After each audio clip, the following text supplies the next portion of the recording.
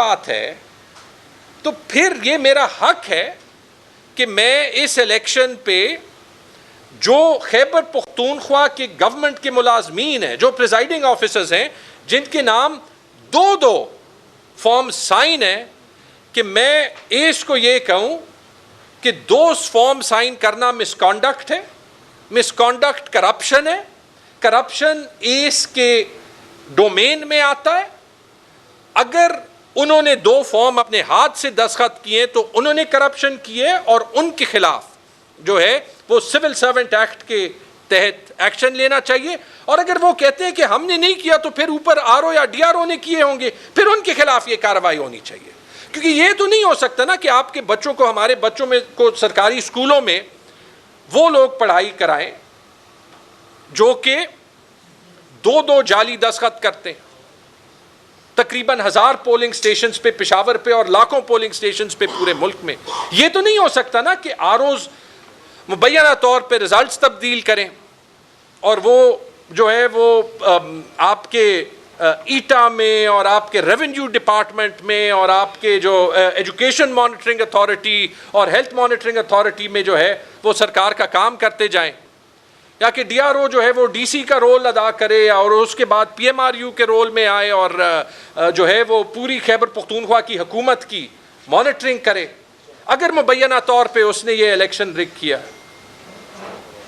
تو وہ anti corruption inquiry کا تو میرا حق بھی ہے, اور قانون بھی یہ کہتا ہے, اور اس پہ کیس پریسیڈنٹ بھی ہے. اور جب ہم جو ہے وہ مختلف حلقوں کے فارم 45 بھی مانگتے تھے تو ہمیں الیکشن کمیشن کہتا تھا کہ فارم 45 ابھی آپ ان افسران سے نہیں, کہ ان کا رول ابھی الیکشن کے لحاظ سے فنکٹس آفیشو ہو گیا ہے, یعنی کہ ابھی ان کا الیکشن سے کوئی کام نہیں ہے, خیبر پختونخوا کے ملازمین ہیں.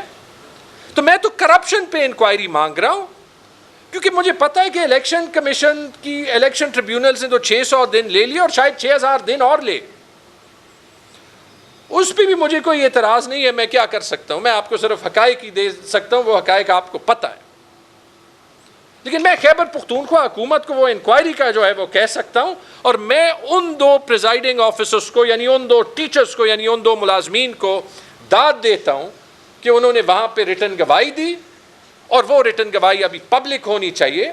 اور وہ انکوائری ابھی نہیں رکنی چاہیے. جو مجھے خوشی ہے کہ وہ ڈائریکٹر اینٹی کرپشن نے بھی کہا ہے. اچھا, عمر حمید خان صاحب کو میں نے ایک ثبوت تو دے دیا کہ ڈسٹرکٹ مانیٹرنگ آفیسر نے الیکشن کی رات کو جو کرمنل ایکٹیویٹی ہوئی ہے اس کا ثبوت دیا ہے کہ یہ الیکشن کسی کے سامنے کاؤنٹ نہیں ہوا تھا, اور یہ فارم صرف میرے حلقے کا نہیں ہے, پشاور کی جو 9 کے 9 حلقے ہیں ان سب میں ڈسٹرکٹ مانیٹرنگ آفیسر نے یہ ایویڈنس دی ہے. دوسری بات,